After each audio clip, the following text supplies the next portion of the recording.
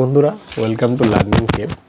তোমরা সবাই জানো যে পিএসসি ফুড এসে কিন্তু অ্যান্সার কি রিলিজ করে দিয়েছে ওদের ওয়েবসাইটে।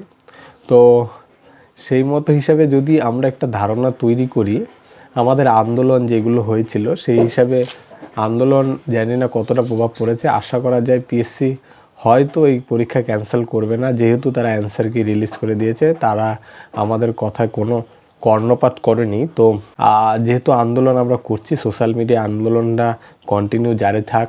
আর যদি ফিজিক্যালি আন্দোলন করা সম্ভব হয় তাহলে আবার হোক, এটাই আমি চাইবো। কিন্তু এই আন্দোলন যাতে এই পরীক্ষাতে, যদিও কোনো আমি আশার আলো দেখতে পাচ্ছি না যে এই পরীক্ষায় অন্য কিছু হবে, কিন্তু যাতে এই আন্দোলনের প্রভাবটা গিয়ে পরবর্তী যেই পরীক্ষাগুলো আছে, ক্লার্কশিপ, কলকাতা পুলিশ বা যেই পরীক্ষাগুলো আছে পঞ্চায়েত ডিপার্টমেন্ট, সেইগুলোতে গিয়ে পড়ে, যাতে সেইগুলোতে গিয়ে তাদের মনে একটু হলেও ভয় থাকে যে কোশ্চেন লিক হওয়া বা কোশ্চেন লিক হওয়া সম্বন্ধিত যদি একটু তারা স্ট্রিক্টলি কোনো যদি ব্যবস্থা নেয়, তাহলে হয়তো আমাদের ফিউচারে গিয়ে অনেকটাই সুবিধা হবে। তো আন্দোলনটা জারি থাকলেই কিন্তু এটা সম্ভব হবে যে সামনের পরীক্ষাগুলোতে গিয়ে হয়তো আমরা এটা আশা রাখতে পারি যে দুর্নীতির পরিমাণটা অনেকটাই কমবে।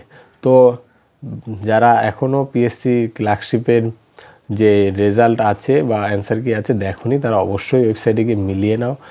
কিছু কিছু ভুলও আছে, তো সেইগুলো তোমরা 28 থেকে 3 তারিখের মধ্যে সেগুলো তোমরা রিচেক করাতে পারবে।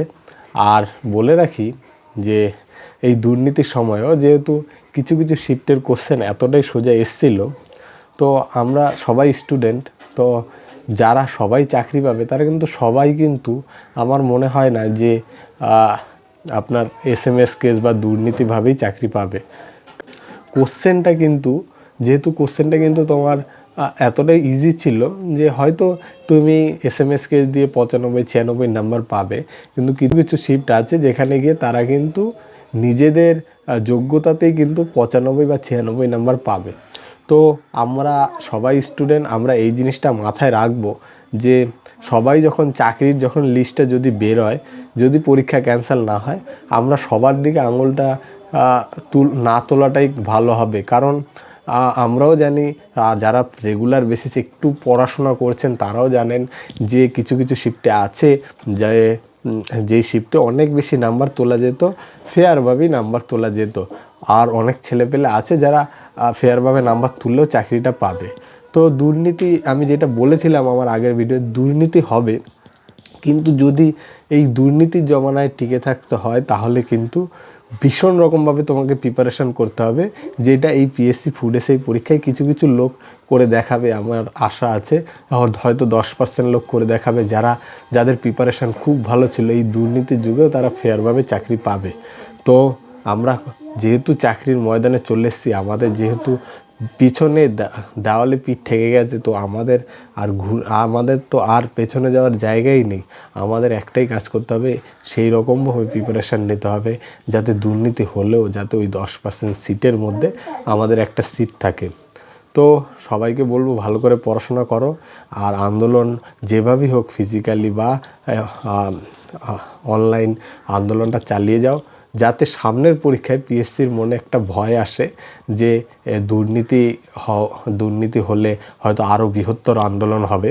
তো আশা রাখবো পিএসসি সামনের পরীক্ষায় আমাদের ভালো একটা পরীক্ষার দেওয়ার সুযোগ করে দেবে, যাতে ম্যারিট স্টুডেন্টরাই চাকরি পায়। আশা রাখবো, কারণ আমাদের স্টুডেন্ট, আমাদের আশা রাখা ছাড়া আর কোনোই কাজ নেই। তো যারা পড়াশোনা করছো তারা খুব ভালো করে পড়াশোনা করো। আশা রাখবো তোমরাও ভবিষ্যতে এই দুর্নীতির জামানায় ফেয়ারভাবে চাকরি পেয়ে যোগ্যতা প্রমাণ করবে। তো এই বলে আজকের ভিডিও শেষ করছি। যদি ভিডিওটি ভালো লাগে অবশ্যই চ্যানেলটিকে সাবস্ক্রাইব করবেন। ধন্যবাদ।